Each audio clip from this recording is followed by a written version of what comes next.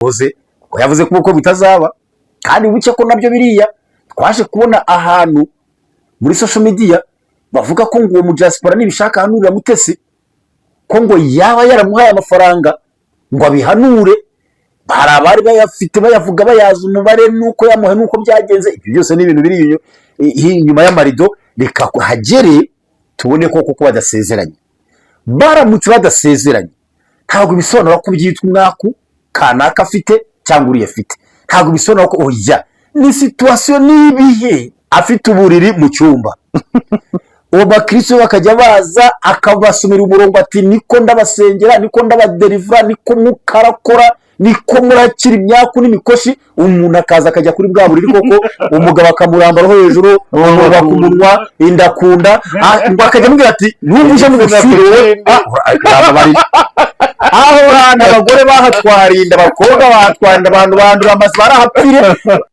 bakunze bazazitse TV ndabashuje muri zayo zo kwizera amahoro y'Imana kwije ubaniza mu mwami kwije gukomera muri urugendo mwatangiye ugana mu ijoro bonye goroka hano kuri televiziyo ya Zazitse TV ngiye muri kuma Connect ngirenganya umukunzi wanyu akatoka kandi umukunzi w'abakunda Imana bose umagisi y'ubu niza karero hereremo aho bari bose uyumve mekaze kuri Zazitse TV turi kumwe n'umukozi w'Imana kandi ndabona rwose n'umukozi ukeye ndashaka kubabwira ngo muri iki gihe cya social media arashaka gukorera Imana muri iki gihe cya social media ngo abenshi badashaka kujyaho abandi bakajyaho bavuga ibiterekeranye byapfuye n'iki byose ariko bafite umugambi wo kubwiriza abantu ubutumwa bwiza ndetse no kuvuga ku nkuru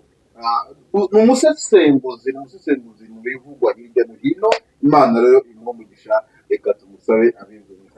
Barakoze cyane muvandimwe nitwa Kwizera Valence Ziraziritse inshuti yanyu inshuti y'abasenga inshuti y'abakristo inshuti y'abizera ni mwene so muri Kristo Yesu nkuko Yohana yanditse ngo njyewe Yohana musangiye amakuba n'ubwami bibonebwa muri Kristo Yesu nanjye dusangiye ibyuzi byose tuna muri Kristo Yesu kandi dusangiye ibyiringiro byo kuzabona ijuru Imana ibaho umugisha ndabaramukije cyane. Uravuze nawe Imana ne umugisha nawe nako uri inshuti y'abenshi bagukunda kandi ubukurikira kandi neza yuko wuzuye ubuntu bw'Imana. Muri aka kanya rero turimo turaganira ku bigendanye n'ibikuvuga ku mashusho media ariko kandi turagaruka ku bya Pastor Mutesi ariko turabigarukaho tugeze gato cyane tugaruka ahubwo tuvuge ku bigendanye n'ibihe turimo bihindagurika n'ibihe birimo ubushyuhe bwinshi ndetse n'ibicu byinshi Zazitse inshuti y'Imana cyangwa se Kwizera ibihe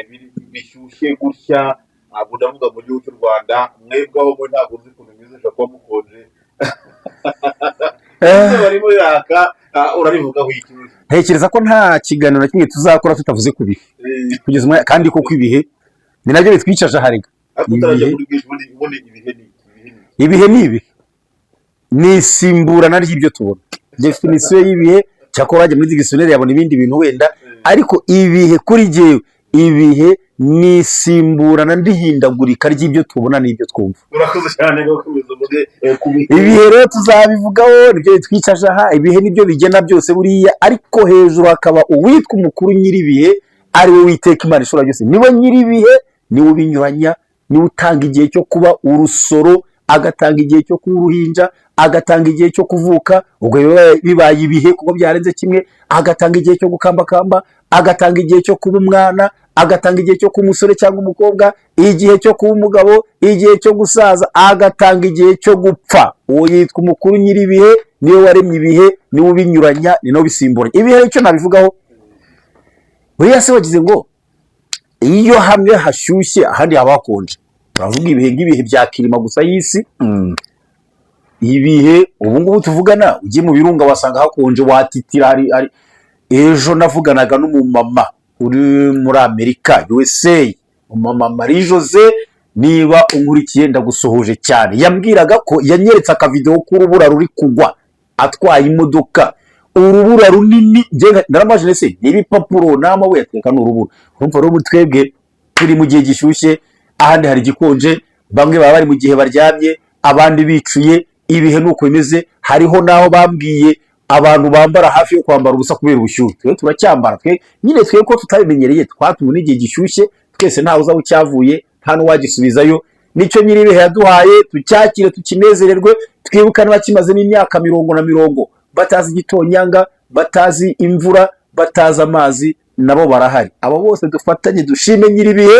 Muvandimwe Theo, ibihe ni ibihe, bizahora ari ibihe. Urakoze cyane. Ibihe ni ibihe, bizahora ari ibihe. Ariko izuba ricanye cyane, izuba rikaka cyane, yabwo ndavuga mu gihugu cy'u Rwanda ko nicyo mbarizwamo, usanga abenshi bavuga ngo twarabihanuye, ngo iyi ni ya nzara igiye kuza, ngo nimurebe ngo izuba ryacanye, ngo inzara igiye gutera. Ukibaza izuba n'inzara. Abo bantu bavuga ibyo rero nanjye ndabumva ndanababona, ariko jewe nawe tutari twavuka mu Rwanda ngo higeze kubaho inzara yitwaga Matemane, habaho inzara yitwaga Rumanura Imbaba, habaho inzara yitwaga Gakwege, habaho inzara yitwaga Ruzagayura.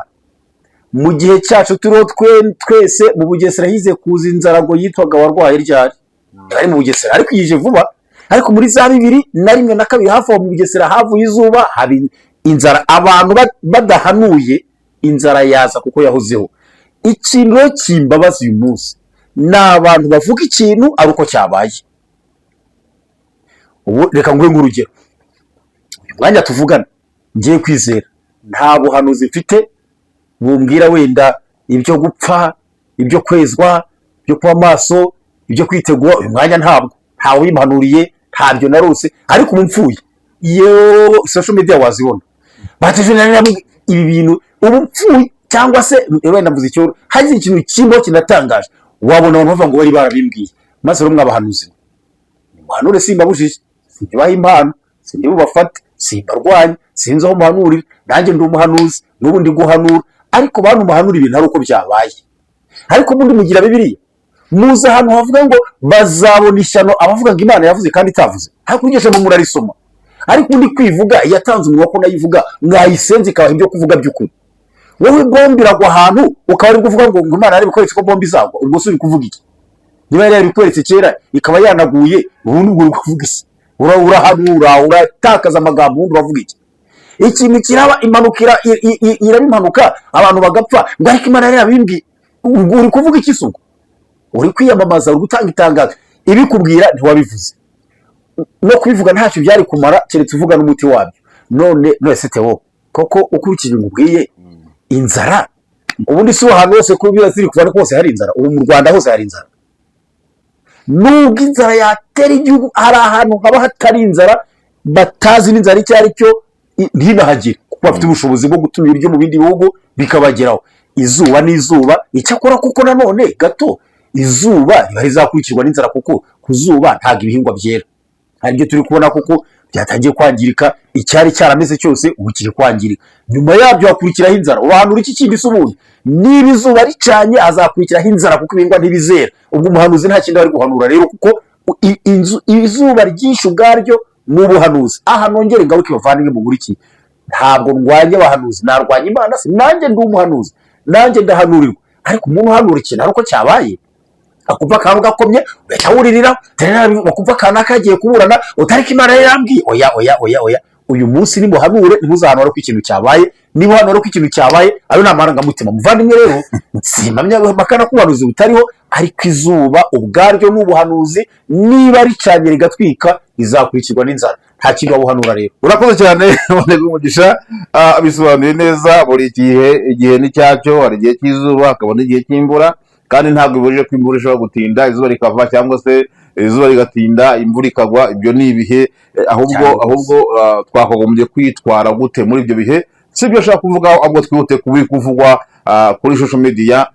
Biravugwa hari umuhanuzi umwe, reka mugarukeho, bita Theogene Bishaka, yahanuriye umuntu avuga ko wita Ineste Pasiteri cyangwa se Bishop, cyangwa se ntabwo uzi ukuntu wamwita bitewe na titre ye kuko sinsengerayo, ariko ngo amuhanura ku rusengero rw'amezi 3 rwaraba rwafunzwe. Twaba tubikurikirana, hanyuma bidatinze rurafungwa. Ariko habaye intambara ivuga ngo yararuroze yagiye kurogesha urusengero uwahanuye none ngo yaba yararuroze. yes ngo yararuroze abandi bati nuko birimo biravugwa ko ari icyo kibazo cyahabaye ntabwo tubitindaho ariko sinzi niba iyo nkuru iri guhitinga ubu ngubu hari icyo waba uyiziho kuri uwo mu bishop bita Ernest.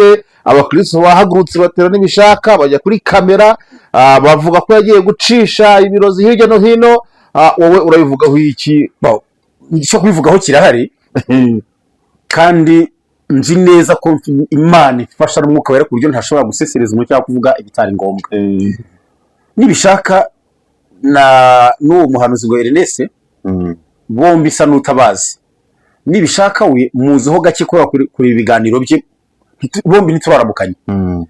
Nibishaka ariko nizi kujya nkuri ibiganiro bye byinshi ariko abo baranzi uko byagenda kose bo baranzi ariko ndavuga ngendeye ku byo uvuze. Nibishaka yarahanuye njya mubona naramunye muhanuzi bwa Mutesi cyane bwa Pastor Mutesi naramunye mbere na mbere Pastor Mutesi bari kumwe mu kiganiro ariko mutaka ko ari umuhanuzi ukomeye ku isi yose ugomba kumwemera nuwo ngo wahanuye bishop nyuma abwira Mutesi ko ngo azarungurwa ngo n'umugabo ngo usana n'ibishako ngo uruhara ngo uba hanze. Narabibonye bavuga Mutesi ngo waranamubenze ngo ariko Imana ambwiye ko ari muzabana. Naramubonye ejo ndi avuga ko Pastor Mutesi ngo agiye kubana n'undi mugabo murongera kuvuga ngo ntago bizakunda ngo ntibazabana. Nibishaka naramubonye mu buhanuzi. Hari nabo n'umudamu tuze kuganiraho mu Mutara ambwira amakuru ko yaje kubana n'ibishaka ngo amuhanurire yamukurikiye mu kiganiro ambwira ko byagenze ibyo si byo ndimo. Yaraje agira mu rugo iwe ntabwo ngo mubyibwira mvura niko yambwiye wenda so gitore ko yaba yaratuye. Nibishaka naramukuriye ariko Ernest we ntabwo ndamubona gusa ndibuze kugira umwanya na ibyo biganiro byabo. Ariko se nibaza yahanuye ngo mu mezi 3 ariko nibishaka soize guhanura ngo muri gare Nyabugogo ngo hazaba inkambi abakoze rwanda ruzashya kubwa Izayi. Nibishaka muri Rusizi Imana mufunze. Yes nuriye nubo nibishaka ngo aravuze ngo urusengero rw'Inyarugenge ruzashya ngo Nyarugenge urusengero ruzashya rwadepe ngo yarabihanuye ngo ruzashya yarabihanuye ko ruzashya nyuma arahindura ngo Imana yisubiye yatakirenze Imana yaje kwisubira ntiyabagiye ubundi si yashya niyo ari kwitsa none yaravuze ngo mu mezi 3 urusengero rw'abagwafunzwe none koko rwafunzwe. Hanyuma abakristo bari kumwataka bati wararogeshije. Ntabwo ari ubuhanuzi ikibazo gikomeye rero n'uburozi agiye gucika agihanura. Se abo bakristo bavuze iki? Bakristo b'urwo rusengero nibishaka agihanura nabwo mwaravuze mwagiye ku mbuga nkoranyambaga mugira ibyo muvuga cyangwa muramusanga? Igisubizo murakizi cyangwa muvuze ari uko rufunzwe? Aha ntawe ndi munenge nta n'undi bushime ndavuga uko mbyumva. Ariko se ufungwa ry'uru rusengero none se Theo si leta yarufunze? Ni leta yarufunze. Sinze gusa bishinzwe wese uvuga ngo leta we inzego za leta zibishinzwe yaba ari umudugudu yaba ari akagari urwego rwa rufunze ni urubyemerewe kandi rwarufungiye ko hari ibyo rutujuje cyangwa se rukora binyanyije na gahunda ya leta. N'ibintu bibiri kuba hari ibyo rutujuje mu byo leta isaba cyangwa kuba hari ibyo ibyakoremo benda bidakwiriye mu Rwanda. None se biba yari ukuri yaba ari n'ibishaka biteye yumve neza bishaka si nitubahana ikiganza muzi none bibaye hari ibyo mutujuje muri urwo rusengero cyangwa hari ibyo mwakoze leta ireberera abanyarwanda bose leta nk'umubyeyi ikemera yaba ari n'ibishaka biteye. Niba hari ibyo mutujuje ntimwabyujuje. Niba hari ibintu bitari byiza byabare mu rusengero se babikoze uko hongeye ku bwanjye ndumva badakwiye kumutera cyangwa se ariko yarabihanuye. Kuba yarabihanuye ni kimwe kuba rwafunzwe n'ikindi n'ibyo kuvuga n'ikindi. Kandi ergateho n'abandi mwese mumurikiye hari indirimbo y'110 mu Gakiza muze kwishaka mu isome mwese igice cya 2 urumva Theo nturangara kubwira kakana kiravuga ngo arega uwo bice kuri umwigisha icyo cyo kiravuga ngo ibigusha byinshi biri mu rugendo kandi bizanwa n'umwanzi ngo ushobora rwose kunesha ibyo byose bishaka kukudindiza ngo ntugakurikire ijwi wumva ryose kuko ryashobora kukuyobya inzira ngo ukwiye kumenya ko Yesu agukunda nawe witanga ukomeje. Ntugakurikire ijwi ubundi bantu mukunda amajwi bantu mukunda amasezerano bantu mubitse mwanditse makayakuzura ni mubikomereho, sinjye nabivuze simbirwanya, wenda bizasohora. Noneho mwadukanye n'imvugo muri kudukwizamo twese, murajya mu rusengero mukatubwira ngo abantu bafite nza y'Imana, ngo muhe icyubahiro, ngo guma kugendana nza, ngo ukicarana nza, ariko nza hanyuma nzaguhana bishyira imbere y'amaso yawe, ntabwo ari nza. Subiza, nzaguhana ntabwo ari nza. Nutihana nzaza aho uri muri kiza ko kitabaza hacyo, ntabwo ari nza. Nzamuyikoresha mu buhe buryo? Nzakurimbura, nzaguhana, kuki byose sawa, nimukomere kuri nza. None ngaho rero umuntu arahanuye uko yahanuye n'uwamuhanurira ibyo simbire kanivugire ibyo bashobora kuvuga ndanasubiramo. Nibishaka niba afite imbaraga zarogesha urusengero, ariko ibyo ntabwo bijya naho bidashoboka. Yarogesheje urusengero se aroga n'inzego zarufunze, ariko ibyo muvuga ni biki ubundi? urakoze cyane. Yari kuvuga ngo yaroze urusengero aroga n'inzego zarufunze, ari Imana yarufunze, ubwo n'akandi gakomeye. Ubwo nibishaka yaba ari igihangange, yaba akomeye. Kandi mwebwe abakristo b'urusengero nimukomeza kuvuga ibyo bintu, muragaragaza ko nta Mana musenga, nta mwuka wera mwari mufite, nta butware bw'Imana bwabaga muri mwe. Niba nibishaka yabiroga bikemera. Yaroze se n'Imana akamwuka byara, yaroze Imana, aroga inzego zawufunze, aroga n'ibyo barufungiye. Ibyo barufungiye niwe wabiboroza. Yawe nimusenga Imana, ibyo leta yabasabye mubikore, kuko leta irufunga inababwiye ngo turufungiye impamvu izi n'izi, nimukemure izo mpamvu. Nibishaka mumureke mumwihorere, niko navuga jyewe, nimumubohokeho muhanga amaso ko mu ijuru, mwere kuzana ibintu bitangiye numva uko nabivuga. Reka tuveho ngabo dogoroke. Urakoze cyane, uvuze kuri Pastor Mutesi, nawe katumugarukeho ngo tuba tumutsubitse. Pastor Mutesi ni umuntu wahitinze muri social media, reka mbivuge ko yabaye umusitari, ariko kandi umusitari mu bigendanye n'ibibi. Akenshi yahitinze mu bibi, niwe utwaraga w'abandi, niwe usambana n'abanaka, niwe barabarabara, kandi ni pasiteri. Biravugwa ko muri iyi minsi yagiye gukora ubukwe hamwe n'uwitwa Ferdinand, ariko kandi dufite inkuru cyangwa dufite abari kuvuga ngo ubukwe bwe bwahagaze kubera ko Ferdinand yaba yongeye yigendeye, ngo kuko nawe yazengereje abagore kenshi. Ariko kandi ntabwo dutinda aho ngaho, reka tugaruke kuri Kwizera Valens. Utubwira ko Mutesi umuzi, iyo umwumvisheho izi nkuru zitandukanye ubifata ute? Urakoze cyane. Hari ibyo wavuze uri kubanza kwasi ikibazo, ariko ibyo niwe wabivuze, ibyo nite wabivuze. Kubera ikivuze gutya cyakora nawe uva muri social media ko kubanza utanamuzi hari, kandi naburyo nuvuga ngo kanaka ndamuzi, burya nje nawe turaziranye, ariko sinkuzi. Uzwi n'Imana nawe ubwawe. Icyakoze nk'uko uvuze, ibyo uvuze byose narabyumvise, nibiri kuvuga ubu ndi kubyumva. Ferdinand nk'uko navuze kuri uriya twabanje sindamubona, ntiturahana ikiganza. Cyakora Pastor Mutesi we rwose dusa n'abaziranyeho. Mutesi twarasenganye, hari Beteli hasi ya Gihari, twarasenganye k'amashashi 2001, 2002, 2003, rwose turaziranye. Ariko abantu ntabwo bakwiye gufata Mutesi ngo mwene data avuze ngo bamuzi twara abagabo samba yawe byaro ukabye Mutesi. Ahubwo ngenzi Mutesi dusengana, nzi Mutesi yuzu umwuka wera, nzi Mutesi yampanurira nanjye ubwanjye, nzi Mutesi asezerana mu itoro mu gisubizo, nzi Mutesi ayobora mu gisubizo muri Solution Church, kuko njye ubwanjye yangumiye nk'inshuro nk'eshatu, ari unyitumirira ubwe igisubizo gisengera muri Eto Kicukiro. Ubu nawe ndamuzi, ntabwo navuga ngo nzi Mutesi wakoze ibi, Mutesi wakoze oya ntabwo ngiye ntago ariko muzi. Ngiye muzi antumira njya kwigishayo, muzi dusengana, muzi ari umukobwa, muzi ari muto rwose, muzi atabyibushye, yewe sa naho tuzire, simuzi mu mutima ngo ninjiyemo, ariko turaziranye rwose. Yewe nibi biri kuvuga ko warumbajije nanabimubashijeho, nabirabyize gutangira we na Pastor Claude bavugana cyane, nabimubashijeho, ndamutelefona turavugana, turanandikirana, mbwiraho bikeya, hari ibitekerezo rwose. Hanyuma nibi ngibi nabyo kandi byejo n'ibya Ferdinand by'uwo nabyo naramuvugishije, nanyumva rwose abyumve, naramuvugishije.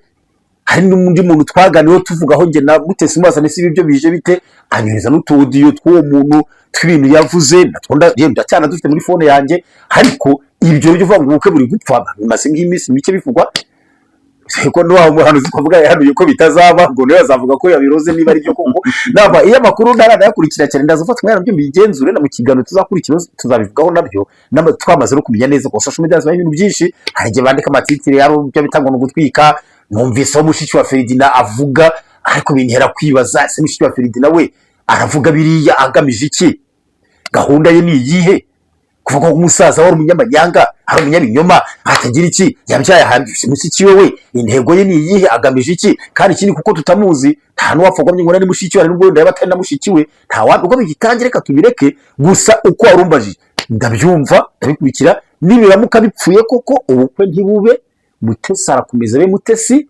Ferdinand akomeza Ferdinand umwe wese azashaka ukwe gusa ntabwo turamenya ngo ukuri kwabyo ko ngo byo byapfuye ariko harya kuri gahunda ntibari gusezerana kuri iki cyumweru tugiye kugeraho si iki cyumweru hari numva bari baratangaje cyane rwose reka turi kuko n'abatazasezerana hasigaye iminsi mike ndayasha kuwa kane no kuwa gatanu kuwa gatandatu turebe batazasezerana niba badasezerana ibyo ni ibisanzwe si ngombwa ko bwa mbere uzaba upfuye hari ubwo nzi bwapfuye kuwa kane barasezerana kuwa gatandatu hari ubwo nzi bwapfuye uwo munsi bari busezerane umwe yanga kuza ubwo bwo nzi ni na bwishara aho umukobwa yabuze hari naho umuhungu yabuze hari n'ubyo bahera ku gisonozo bwandi bishaka tugaruke ku bandi bamuhanuriye tugaruke ese Pastor Mutesi kumuzi ndakeka nawe ubwo Federer mugabo ndumva ari wa gatanu mba turi wa gatandatu ngaho tubwire tujye tuvuga ibintu bigendanye n'umwaku ese ubwo twabyita umwaku mu Pastor Mutesi afite twabyita marari Pastor Mutesi afite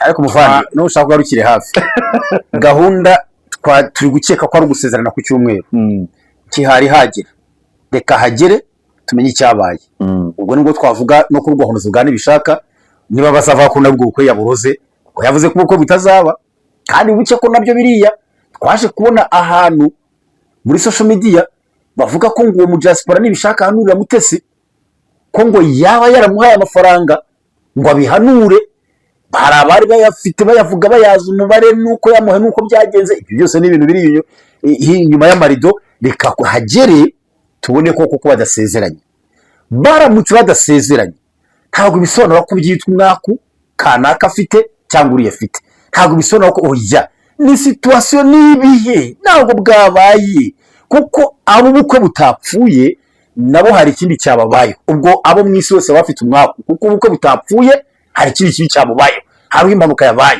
hari iduka ryahiye hari umwana yapfuye hari imodoka yatobotse ipine hari uwo bayibye hari uwo bibye miliyoni ubwo se bose ni umwaku turiho ku buzima buba bwiza ejo bikagenda neza kuko nibihe n'imvura nyine twabe n'ibyiza imvura iragwa izuba rikava bigasimburana nibutaba ntabwo bizaba ari umwaku ntabwo bizaba ari ishyano ntabwo bizaba ari akaga hari amavuga umuntu yashatse abagabo bangahe hari mu bishop ne pastor ngira ngo nibona muzi ntumuvuga amazina tubyihorere gusa ari kugira itorero mu nce zo kukimisagara ubwe wivugiye namenye muri social media ngo nishaka nzashaka abagabo 100 ko mushaka iki afite itorero rinini afite n'urusengero ntakodesha rukomeye yari ngewe nanjye ubwanjye uwo wundi kandi abagabo be bose barasezerana ntawe dasezerana ariko mu gihe ngo bavuga ngo Mutesi ashatse abagabo benshi ahubwo ntibaza bashatse abagabo benshi ntabwo babazi ahubwo baranamubeshyira ahubwo hari abantu bashatse abagabo hari n'abashatse abagore uwo ngo ndi kuvuga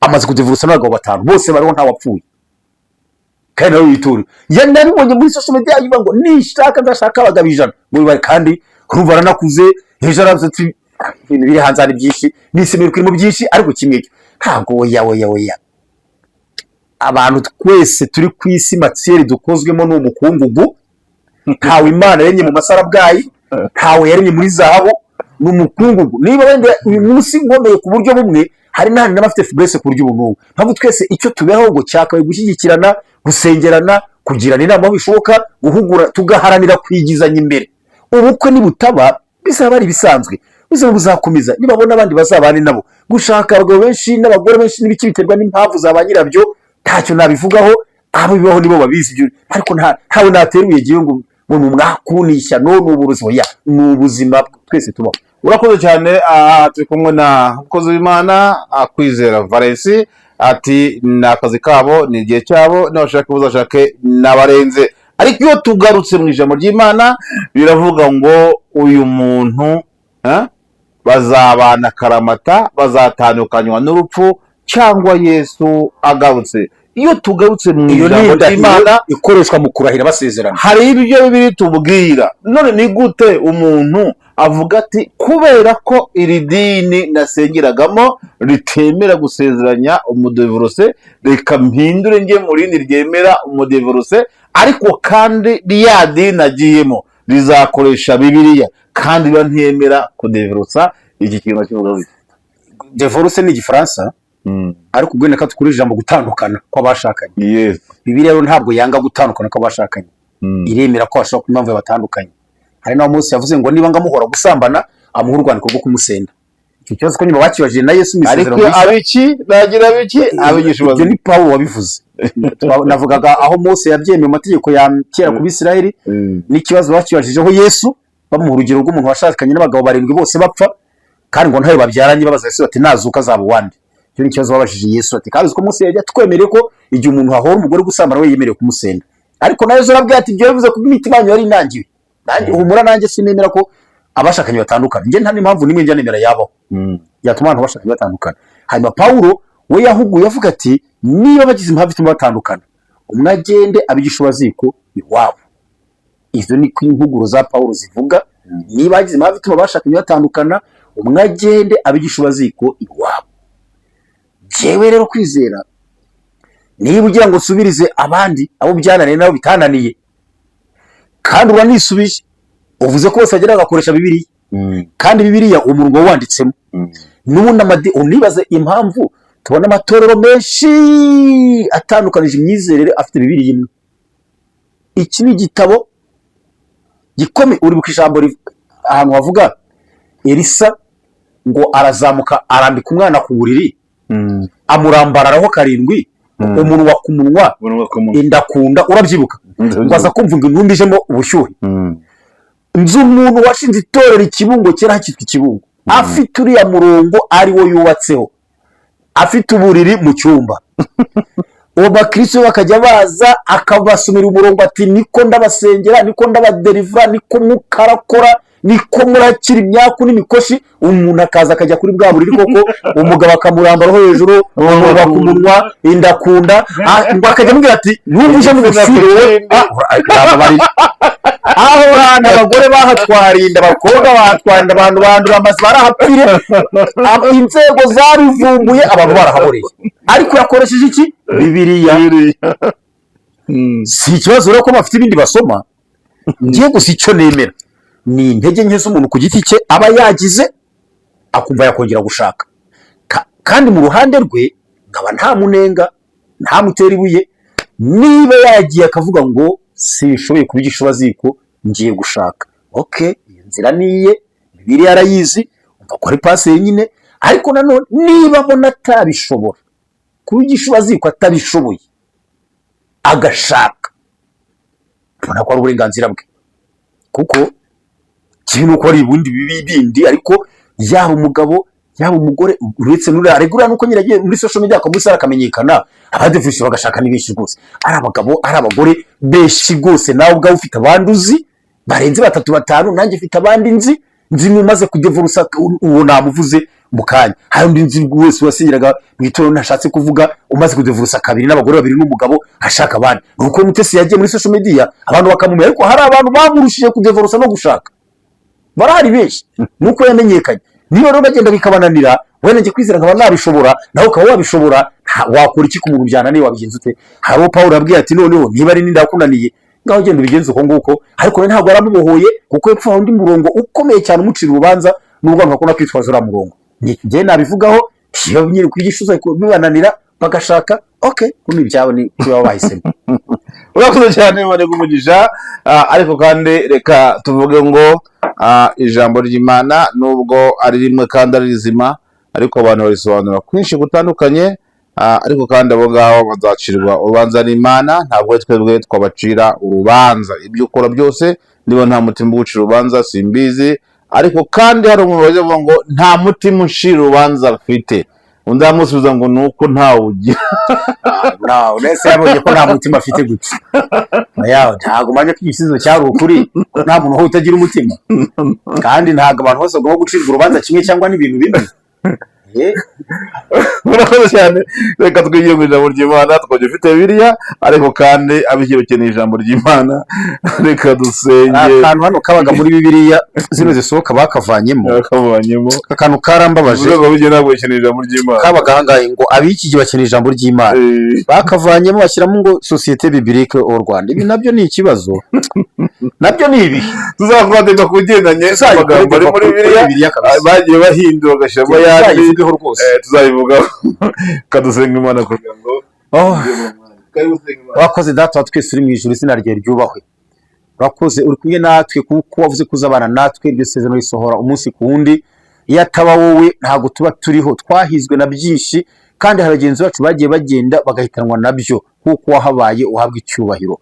Mpa imbaraga kandi ndabyize umwanya muto wo mu isi, ariko kuri wowe ube munini ku baryumva. Iri jambo rye mutima w'umuntu rigira icyo rihindura ku mwuka wera umwoherereje, muhe umugisha muri byose, kwa ryumva akaryakira neza.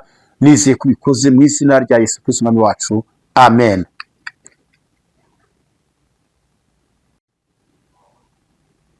Reka dusome ijambo ry'Imana mu gitabo cy'Imigani igice 19 umurongo wa 11.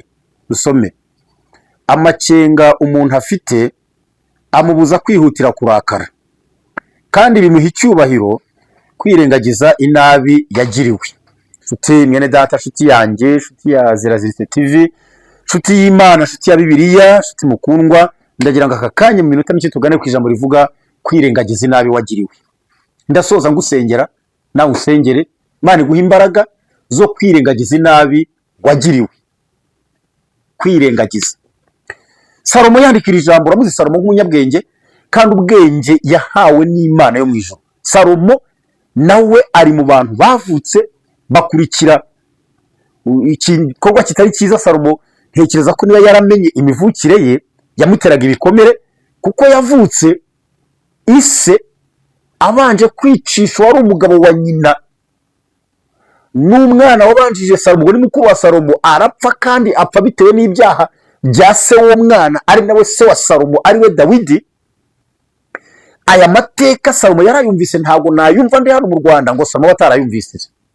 Kumva ko se yabanje kwicisha umugabo wa nyina, icyo kintu kikabaza Imana bigatuma na mukuru wa Salomo apfa.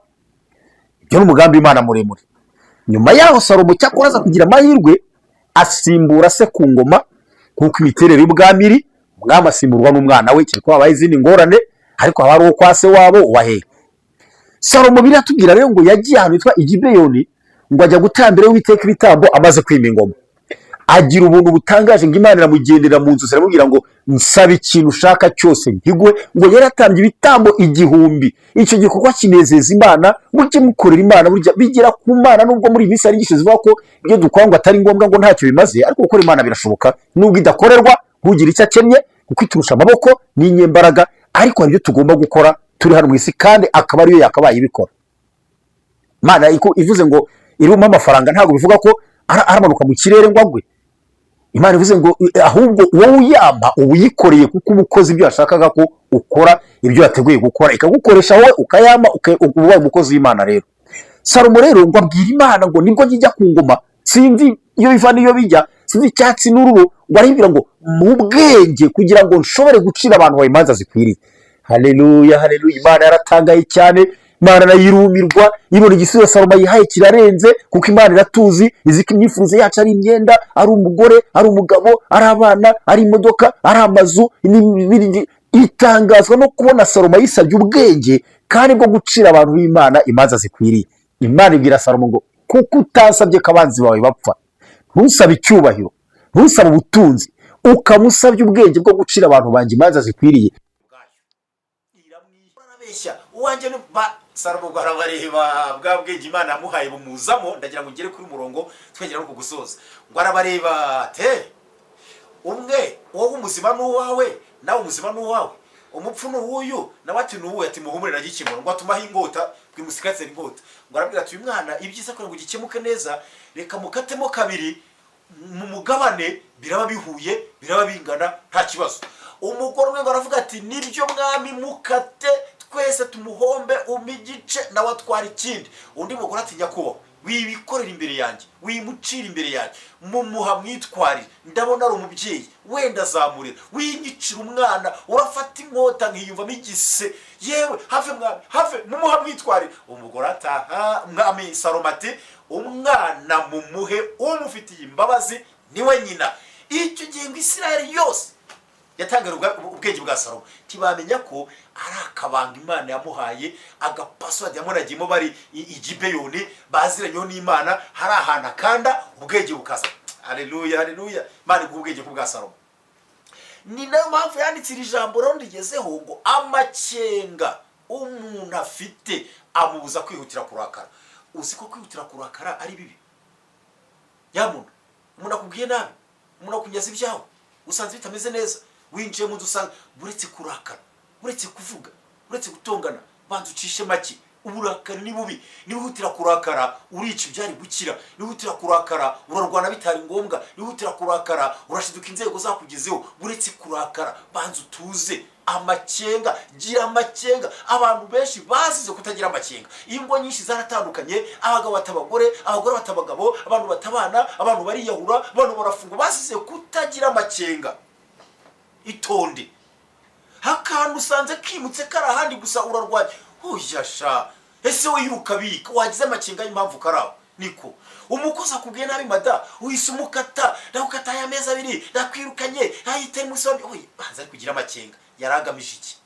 Noneho kandi ngo bimuha icyubahiro kwirengagiza inabi yagiriwe. Muvandimwe, uyu muti kwirengagiza inabi wagiriwe, uwayikugiriye ahari, muhura, mucururiza hamwe, muririmbana muri korari, musengana, mwigana, mugendana, ugateka imodoka ugasanga nawe arimo, ugatega rifite ugasanga nawe witwaye, ukajya kwa muganga ugasanga aravura, yarakugiriye nabi. Uyu muti urasharira ariko urakora kandi uravura.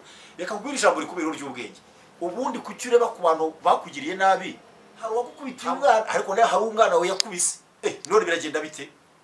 Ijisho riramutse ruhorewe irindi, ngo isi yose yaba impumyi. Undi muhanga yaravuze ngo umuntu wese atunganije ku muharuro we, isi yose yaba paradizo. Umuharuro wanjye n'uwawe birahura, byazahura.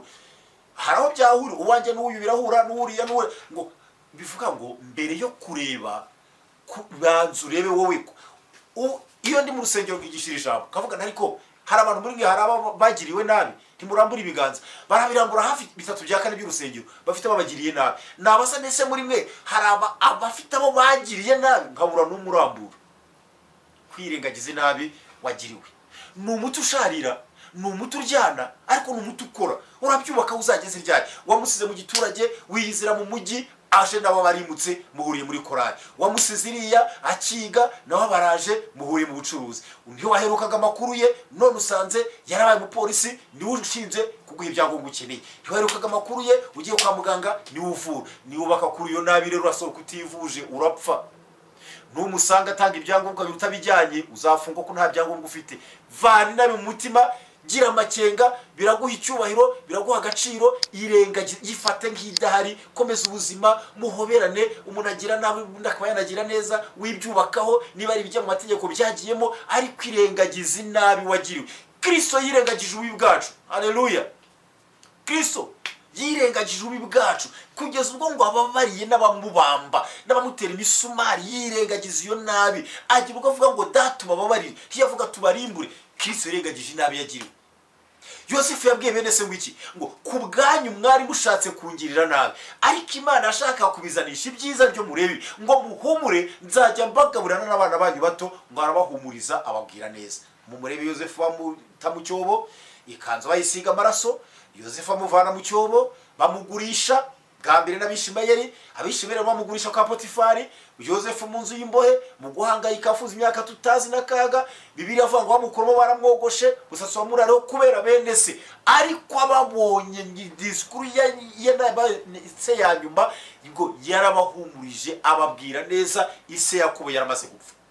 Stefano abigenje ati bakubita ibuye, ati ndebye mu ijuru, bakubita ibuye ati mbonye Imana, bakubita ibuye ati mbonye Yesu ari buryo bw'Imana, bakubita ibuye ati data ubabare ntabwo bazi ibintu barimo. Kwirengagiza nabi wagiriwe.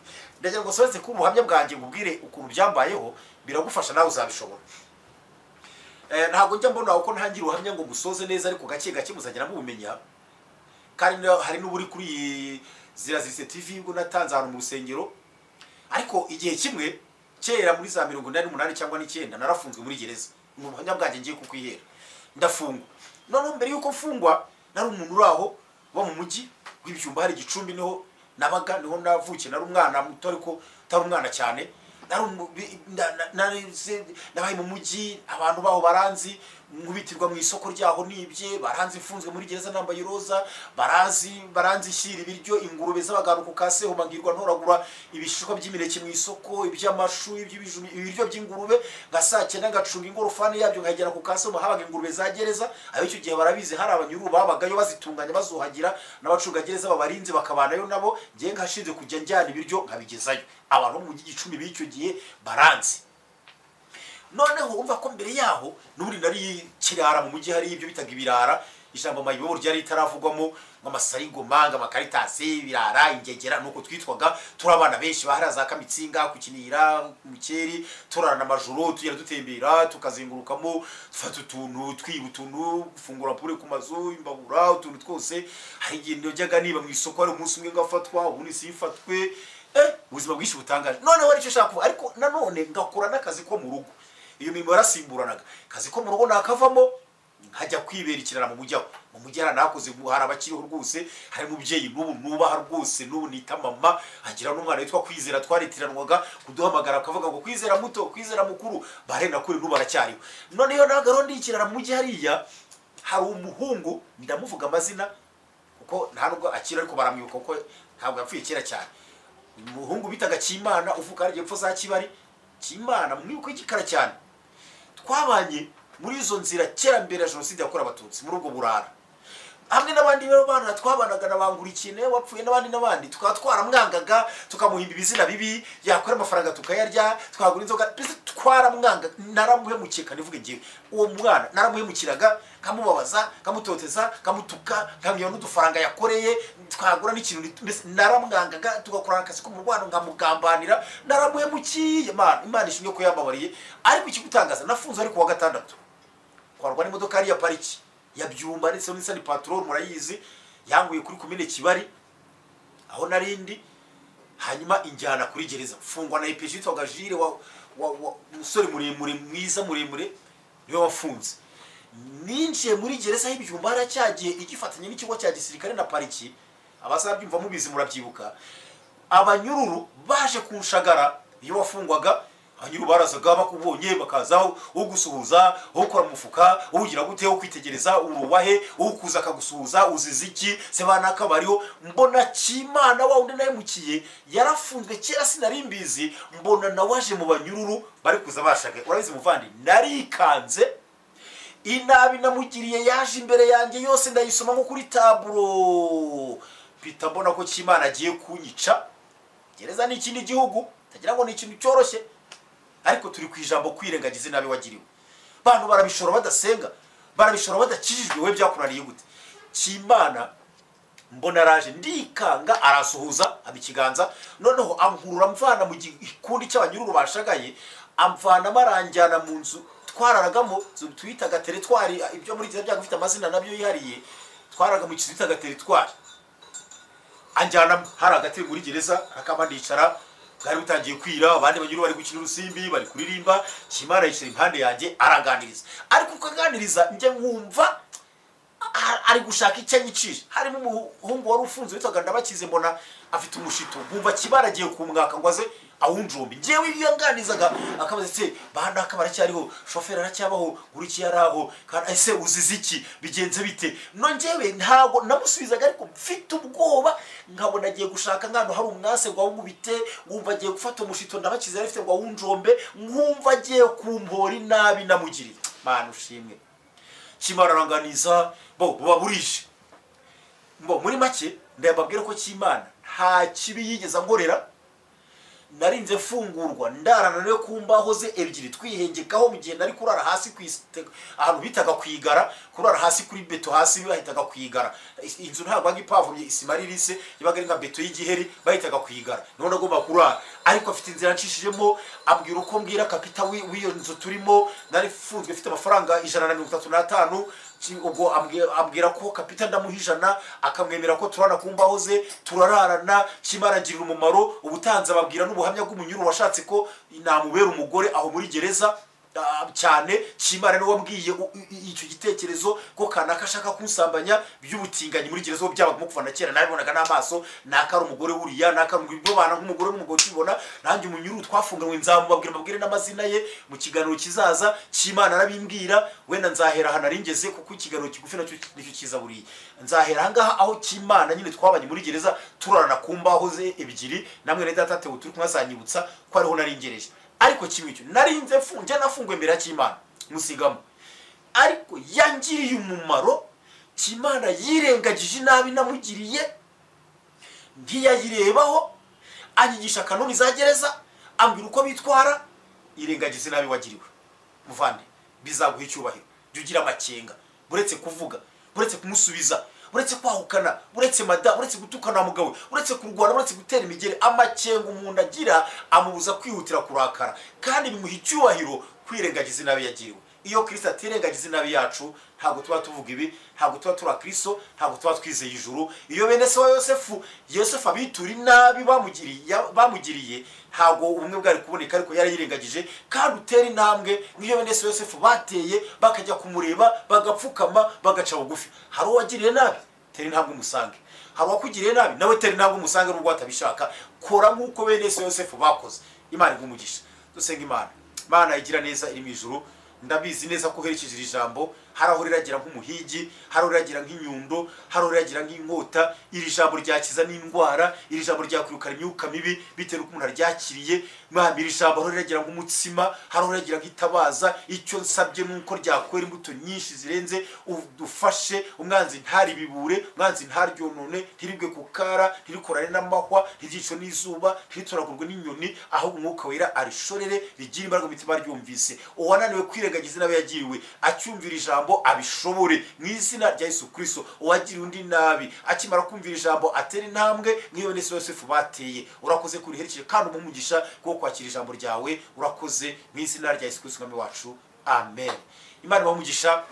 Ushatse kumvugisha wa telefona kuri 07 88 22 2014 ni nimero no kuri WhatsApp wanyandikira ukamenya igitekerezo twangira inama 07 88 22 2014. Imana igumugisha.